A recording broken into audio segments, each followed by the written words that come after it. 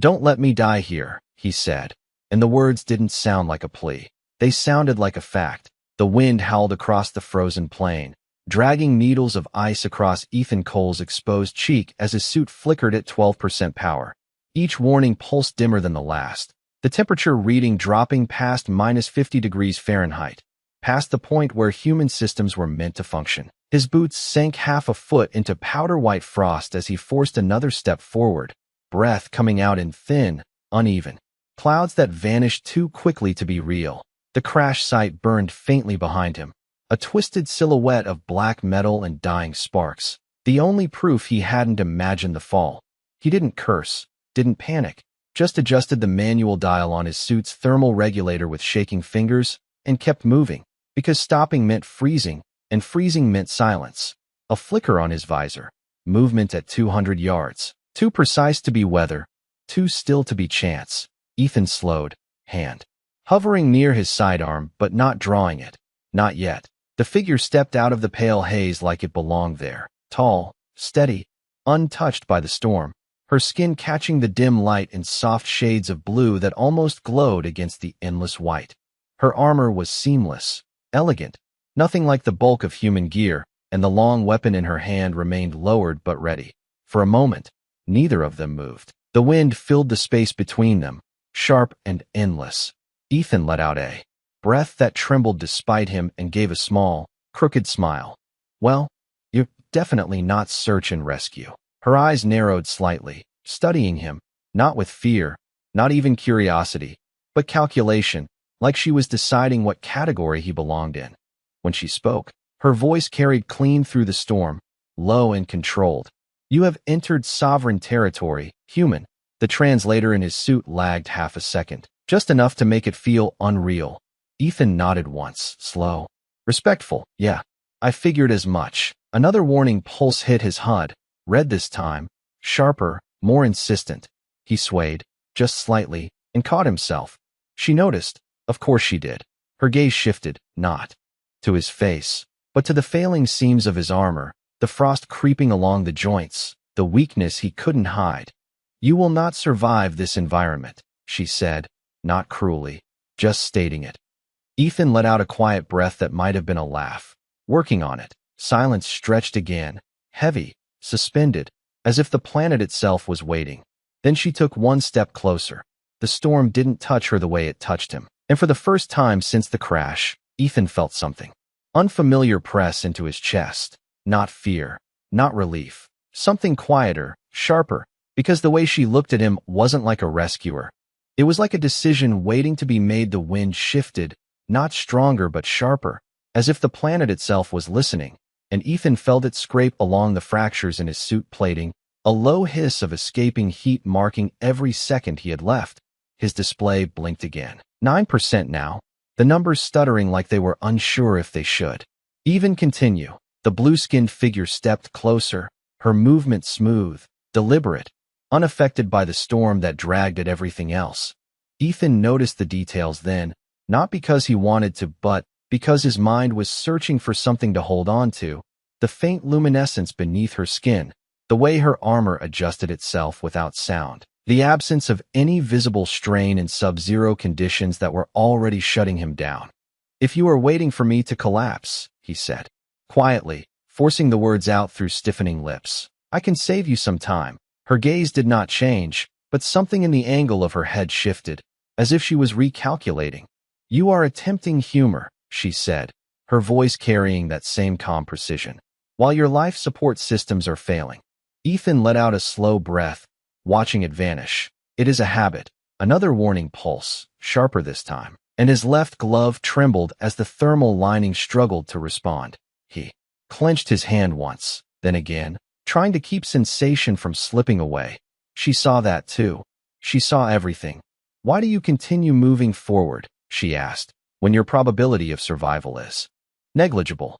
Ethan did not answer immediately.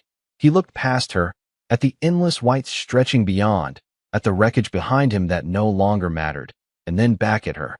Because stopping would not change that probability. The words were simple, but they settled into the space between them heavier than the storm. For a fraction of a second, something flickered in her eyes, not understanding, not yet, but something that did not fit the cold logic she carried. She took another step. Closer, close enough now that he could see the fine patterns along her skin, like faint currents of light moving just beneath the surface. Your species continues to act against optimal survival parameters, she said, almost as if speaking to herself. Ethan gave a small shrug, the motion slower than it should have been. We are not great at following instructions. His vision blurred at the edges, just slightly. The first sign that his body was beginning to lose the argument. The suit chimed. Again, a softer tone this time, like it was giving up trying to warn him. The blue figure extended her hand, not touching him yet, but close enough that he could feel a subtle warmth radiating from it. Impossible in this environment. You will come with me, she said. It was not a threat, not exactly, but it was not a request either. Ethan looked at her hand, then at her face, trying to read something human in it and finding none. Still, he shifted his weight, forcing his legs to respond. Do I get a choice? She held his gaze, unblinking. No. For a moment, he considered resisting, considered the principle of it, the stubborn instinct that had gotten him this far. But then another wave of cold cut through his failing suit, and his knees threatened to give out. He exhaled slowly, almost amused. That tracks. His hand lifted, slower than he intended, and hovered in the space between them. When her fingers closed around his, the warmth was immediate, controlled, precise, and entirely foreign. Not comfort, not kindness, just function.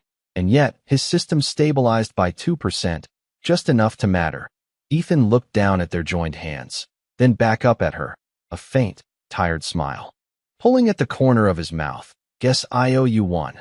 She did not respond, but her grip did not loosen, and somewhere beneath the layers of logic that defined her, something shifted, small, unrecognized, but no longer absent. The warmth in her grip did not fade as they moved, and Ethan realized quickly that it was not comfort she was giving him, but control. Precise thermal regulation flowing from her palm into the failing circuits of his suit, stabilizing what should have already collapsed. Each step felt heavier than the last, his boots dragging through knee-deep frost, but the trembling in his hands slowed just enough to keep him conscious. She did not look back to check on him, did not ask if he could continue. She simply moved forward with the quiet certainty that he would follow, and somehow, he did. The storm thickened around them, turning the horizon into a wall of white, but her path never faltered, as if she could see something beyond what his sensors had already lost. You always this welcoming to visitors, Ethan muttered, voice rough, trying to keep himself anchored to sound, to anything. You are not a visitor, she replied without hesitation. You are an anomaly. He let out a faint breath that almost passed for a laugh. I have been called worse. His vision flickered again, not fully blacking out but dimming at the edges, and for a moment he leaned more weight into her than he intended. Her grip tightened instantly, compensating, adjusting, calculating. No hesitation, no discomfort, just response. You are deteriorating, she said, her tone unchanged, but there was a fraction more urgency beneath it, almost imperceptible. Yeah, Ethan said quietly.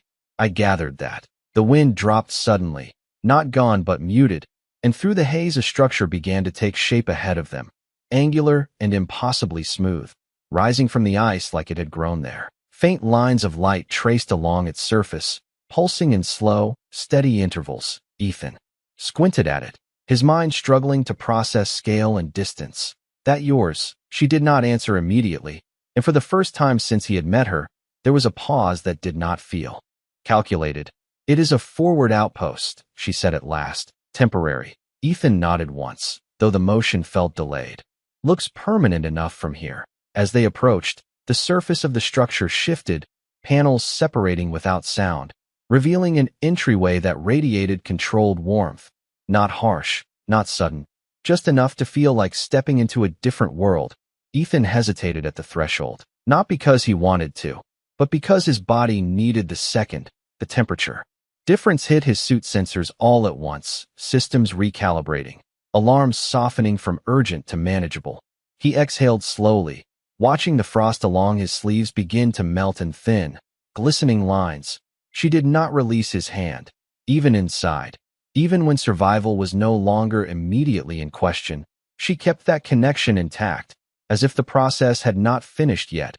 "You will remain here," she said, guiding him further inside, her voice echoing slightly against the smooth interior. Walls. Ethan glanced around, taking in the minimal design, the absence of clutter, everything placed with purpose and nothing more. "Not much of a tour guide, are you?" he murmured. She ignored that, or chose not to respond. Instead, she turned slightly toward him, her eyes scanning his suit again, but this time the calculation lingered a fraction longer. "Your physiology is inefficient," she said. Ethan managed a small, tired smile. "You should see us on a good day." For a moment, neither of them moved. The storm outside faded to a distant hum, replaced by the quiet pulse of the structure around them. Her hand remained in his, warm, steady, and entirely deliberate. And in that stillness, Ethan realized something he could not quite explain. She had not let go when she no longer needed to. The door sealed behind them without a sound. And for the first time since the crash, the air stopped trying to take something from him. Ethan stood there longer than he intended, shoulders rising and falling as his suit recalibrated, faint lines of warmth spreading back into places that had already begun to go numb.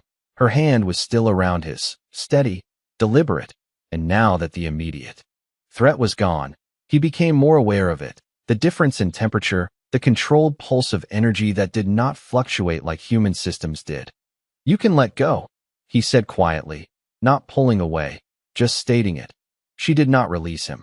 Instead, her gaze shifted to his suit interface, reading data he could barely keep track of anymore. "Your internal temperature has not stabilized," she replied, as if that explained everything. Ethan gave a small nod, too tired to argue. "Right, of course it has not." The interior lights adjusted as they moved deeper into the structure, soft white tones shifting to a cooler blue as if responding to her presence more than his. The floor beneath his boots changed texture subtly, offering more grip, more support, as if the building itself was compensating for his instability. "This place knows I am falling apart," he muttered under his breath. "It is responding to environmental variables," she said, her tone unchanged, though she slowed her pace just slightly, enough for him to keep up without noticing the adjustment directly. They entered a wider chamber, open and minimal, with a central platform that emitted a low, steady hum. Thin strands of light extended from the ceiling, hovering in place like suspended threads waiting for input. Ethan glanced at it, then at her. "Let me guess. This is where you decide what to do with the anomaly." She stepped onto the platform without hesitation, guiding him with her, and the moment his boots made contact, the hum deepened, reacting to his presence. "You require stabilization," she said, and this time the statement carried a different weight, less observation, more intent. The strands of light shifted, descending slowly, not touching him but surrounding him, scanning, measuring, interpreting. His suit responded with a series of soft tones, data transferring whether he approved or not. Ethan exhaled slowly, watching the faint frost along his sleeves fully disappear now, replaced by a controlled warmth that felt almost unnatural. "You always this direct?" he asked, his voice steadier now, but still carrying the edges of exhaustion. She met his gaze, and for a moment, there was something unspoken there, something that did not align perfectly with the logic she had shown before.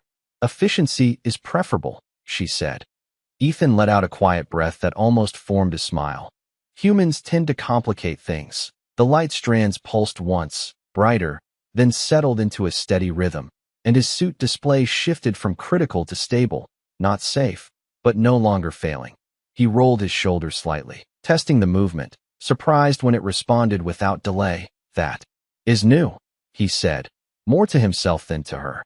She watched him closely, not just the data this time, but the reaction, the adjustment, the way he processed improvement as something to question rather than accept. "You resist optimal conditions," she observed. Ethan shook his head faintly. "No, I just do not trust them right away." Silence settled between them again, softer this time, not filled with tension, but something closer to curiosity. Her hand finally loosened, just slightly, not fully, releasing, but no longer necessary for function, and yet she did not withdraw it. Ethan noticed, Of course he did. And this time he looked directly at her, searching for the reason she had not yet calculated. So, he said quietly, "What happens now?" She did not answer immediately, and that hesitation, small as it was, did not belong to logic. It belonged to something still forming, something she had not yet named. The hum beneath his boots softened, almost like the structure had decided he was no longer an immediate problem, and Ethan exhaled slowly, feeling the tension in his shoulders loosen by degrees he could actually measure now. His suit display held steady at 62 degrees Fahrenheit internal, still lower than ideal, but no longer dangerous, no longer counting down. He flexed his fingers again, watching the movement return with cautious precision, as if his body was asking permission before committing. "That is better," he admitted, voice quieter, more grounded. She observed the motion, not just the result but the hesitation behind it, the way he tested improvement instead of accepting it. "Your recovery is inefficient," she said. Ethan gave a faint smile that did not quite reach his eyes. "We like to take our time." The strands of light around him dimmed slightly, retracting upward in slow, controlled movements, leaving only the low ambient glow of the chamber. For a moment, there was nothing but the steady rhythm of the structure and the distant memory of the storm outside. Then a new tone entered the space, subtle at first, a vibration that traveled through the floor rather than the air. She reacted instantly.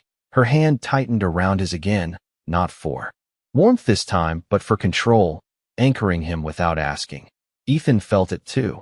The shift, the way the environment recalibrated from neutral to alert. "That does not sound like a welcome message," he said quietly.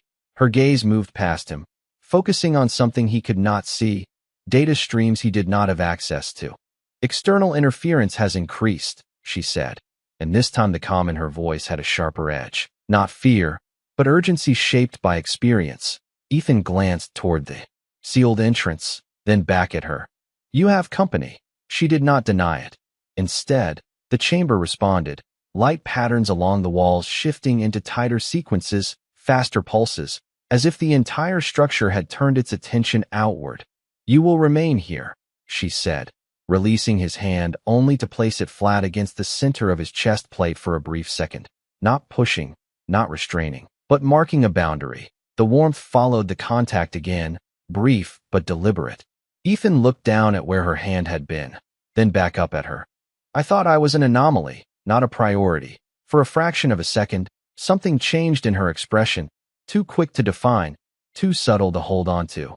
"You are both," she replied. The floor shifted beneath his boots, a slight elevation forming under him, guiding him a step backward without force, without resistance. Ethan allowed it, not because he trusted the mechanism, but because he trusted her just enough to not fight it. "You are going out there," he said. She turned slightly, the light catching along the edges of her armor, outlining her form with a quiet intensity. "This outpost must remain functional," she answered. Ethan tilted his head, studying her. "That sounds like a duty, not a choice." She paused, just for a moment, and in that pause there was something uncalculated again, something that did not belong to protocol. "It is both," she said. The chamber door began to separate behind her, revealing a thin line of white light that carried the distant echo of the storm.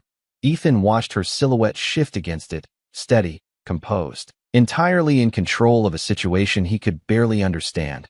"Hey," he said, the word coming out before he had fully decided to speak.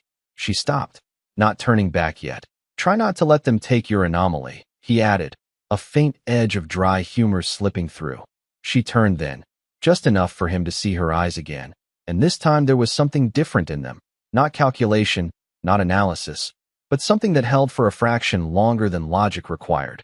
"Remain operational," she said, and the words were simple, but the tone carried something else beneath them. Then she stepped through the opening, and the door sealed behind her, leaving Ethan alone in a space that was no longer just a structure, but something waiting, something listening, and for reasons he could not explain, something that now felt like it was watching over him. The silence she left behind was not empty. It was structured, layered with faint pulses of light and low-frequency vibrations that Ethan could feel through the soles of his boots, like the outpost itself was thinking. He stood there for a moment longer than necessary, eyes fixed on the sealed door, as if expecting it to open again, as if expecting her to return with the same quiet certainty she had left with. But it did not move. The hum shifted instead, subtle but unmistakable, and the central platform beneath him adjusted its height by a few inches, not enough to alarm, just enough to reposition. "All right," Ethan murmured, voice echoing softly. "Guess I am part of the system now." He rolled his shoulders again, testing the improved responsiveness, then glanced down at his suit display, watching stable numbers hold for the first time since the crash. 68 degrees Fahrenheit internal. Oxygen steady, structural integrity no longer flashing warnings. He exhaled slowly, a breath that felt like it belonged to him again. The chamber responded with a soft tone, almost acknowledging the change. Then the vibration returned, stronger this time, not disruptive but insistent, like a distant signal pushing against the edges of the structure. Ethan turned toward the nearest wall as faint lines of light began to reorganize, forming patterns that resembled pathways or data streams. He stepped closer without thinking, drawn by the motion, by the sense that something was happening just beyond his understanding. "You are tracking something," he said under his breath, not expecting an answer. The wall brightened slightly, and for a moment, a projection formed, not a full image, but fragments, outlines of the storm outside, shifting shapes moving through it, too large to be debris, too coordinated to be natural. Ethan narrowed his eyes, focusing, trying to make sense of scale and distance. "That is definitely not weather," he muttered. The projection flickered, then stabilized just long enough for him to catch a pattern, multiple sources converging, moving toward the outpost with calculated precision. His jaw tightened slightly, not in fear, but in recognition of what that meant. "You picked a great time to step out," he said quietly, more to her absence than anything else. The floor beneath him pulsed once, a soft resonance that traveled upward, and the platform shifted again, guiding him a step to the side. He followed the motion instinctively, noticing how the structure compensated for his balance, adjusting micro angles beneath his boots. "You are keeping me in one place," he realized aloud. The lights dimmed slightly, then returned, as if confirming the observation. Ethan let out a slow breath, folding his arms briefly before letting them drop again, restless energy replacing the earlier exhaustion. He looked back at the projection, at the approaching forms, then at the sealed door.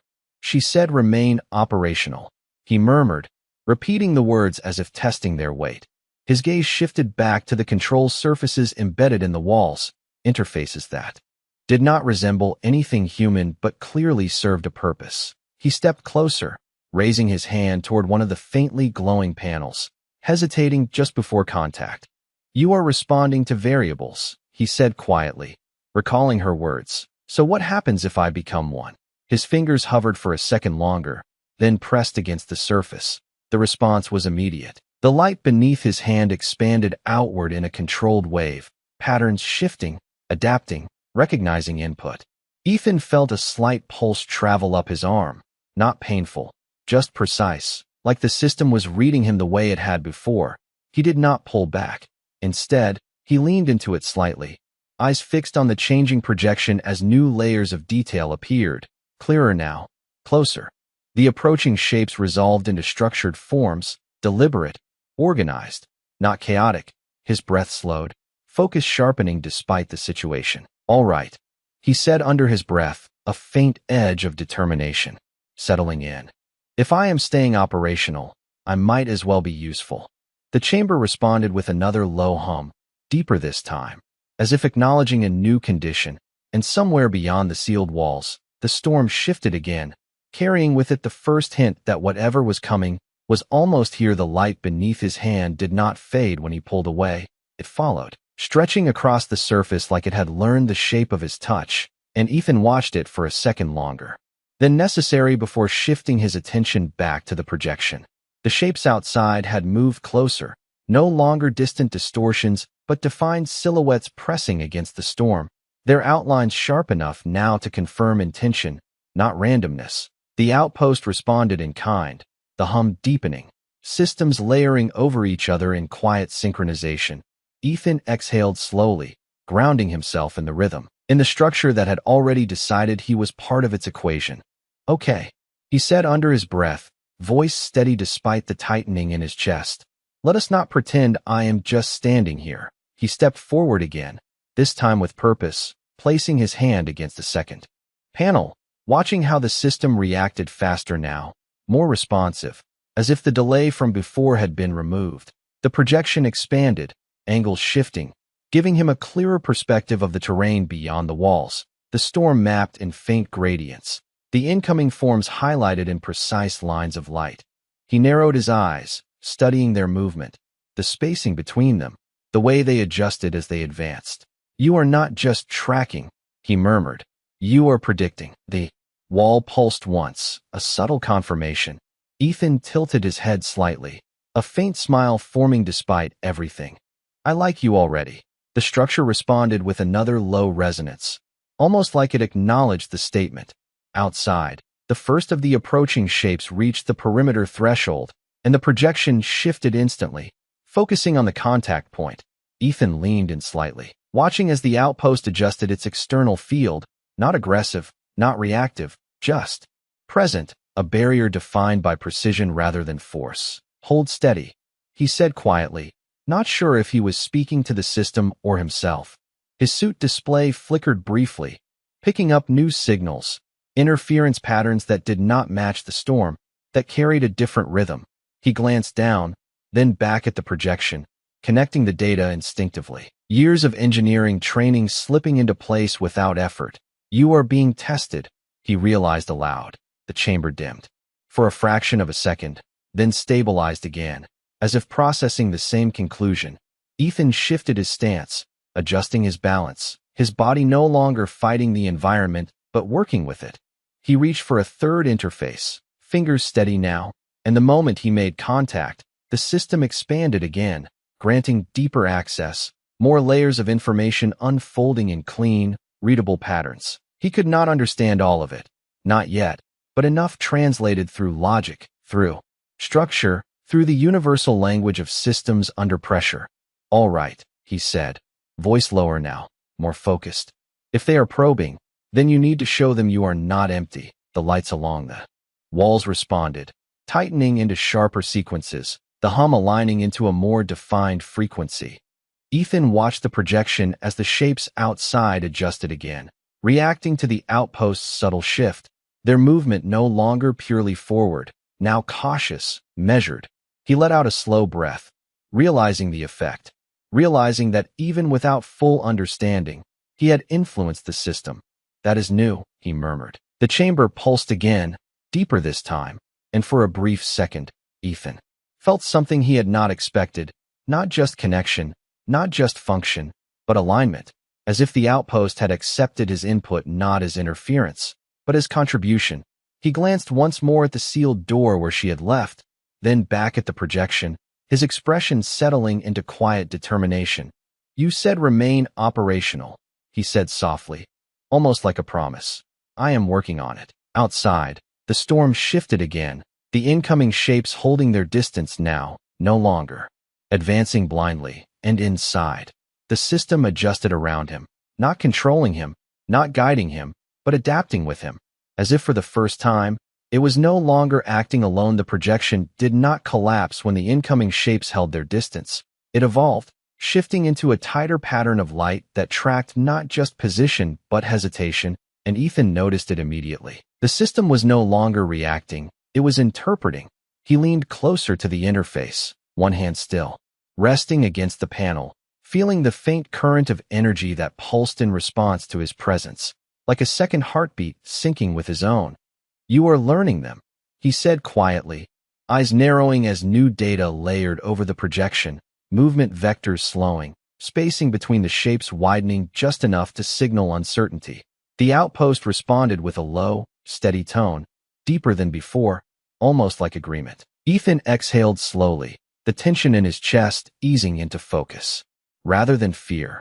"Good," he murmured, "because I am starting to think they are learning you too." Outside, one of the shapes shifted position, not advancing, not retreating, just adjusting, and the projection mirrored it instantly. The storm around them bent slightly, distorted by the interaction of fields that Ethan could not fully see but could feel through the subtle change in vibration under his boots. He glanced down at his suit display, watching new readings populate, environmental variables that had not existed minutes ago. "That is not natural," he said under his breath.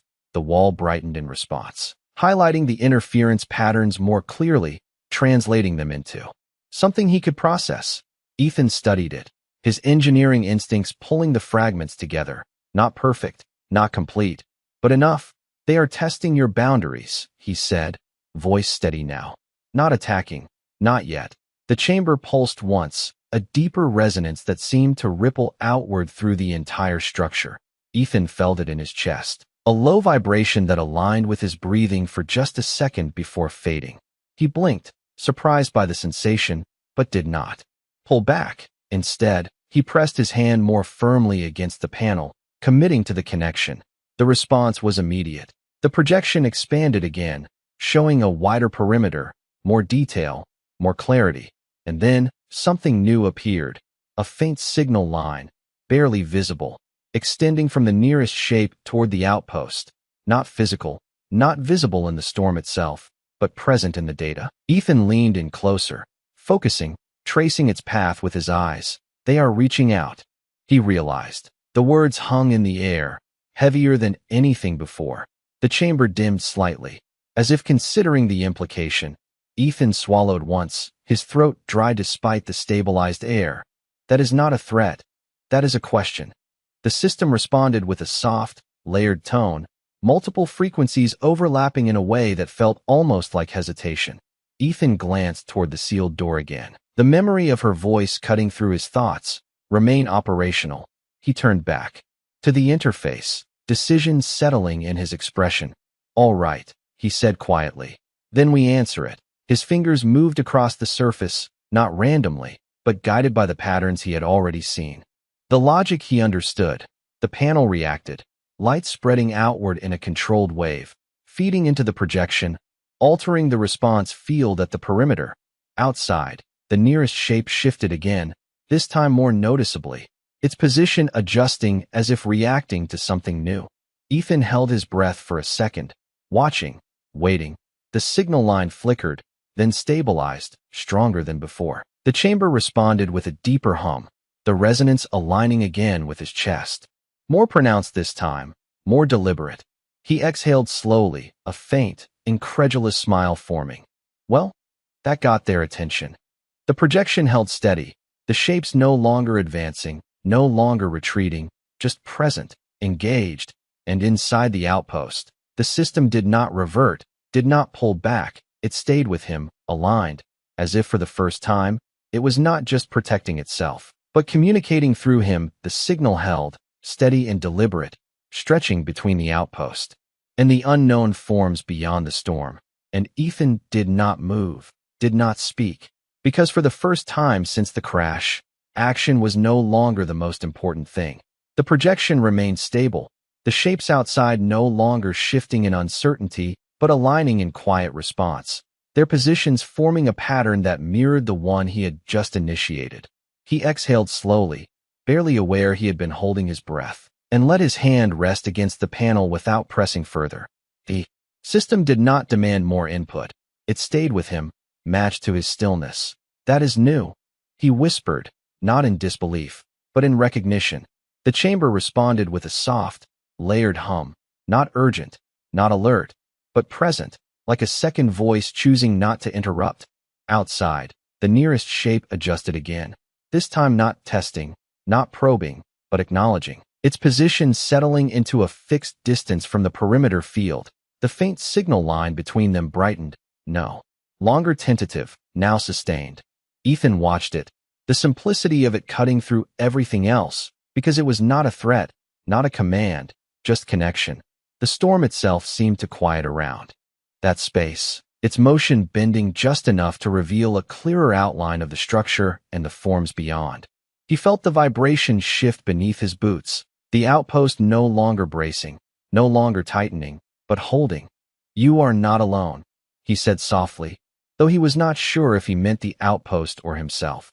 The lights along the walls dimmed slightly, then steadied. as if the structure understood the statement in a way he could not measure. Behind him, the sealed door remained, unchanged, silent, and for a moment, Ethan glanced back at it, the absence of her presence sharper now than before. "You missed this," he added under his breath, a faint trace of something unguarded in his tone. When he turned back, the projection had shifted again, not dramatically, but enough to show that the alignment was holding, the unknown forms maintaining their distance, no longer advancing, no longer testing. The system pulsed once more, a deeper resonance that traveled up through his chest, and this time, Ethan did not flinch. He leaned into it, letting the rhythm settle with his own. His suit display flickered briefly, then stabilized, not just in numbers, but in clarity, as if external interference had reduced. He let out a slow breath, a small, quiet laugh escaping despite himself. Well, that is one way to handle first contact. The chamber did not react to the humor, but the hum shifted slightly, almost softer, almost closer. Ethan lowered his hand from the panel at last, the light following for a fraction of a second before retracting. The connection no longer physical but not entirely gone. He stepped back half a pace, giving himself space, giving the system space, and simply observed. Outside, the storm resumed its natural flow around the stable point they had created, the unknown forms holding their position within it, no longer distant threats, but something else entirely, something waiting. Ethan folded his arms loosely, posture relaxed in a way that would have seemed impossible an hour ago, and let his gaze settle on the signal line that still connected them. "Not bad for an anomaly," he murmured. The outpost responded with one final, quiet pulse, not loud, not dramatic, just enough to be felt. And in that moment, with the storm moving, the connection holding, and the silence between actions carrying more meaning than any command, Ethan understood something he had not expected to find on a frozen world at the edge of nowhere. That survival had brought him here, but something else had decided he should stay, and somewhere beyond the walls, beyond the storm, and beyond the logic that defined everything else, she would return to find that he had not just remained operational, he had changed the outcome.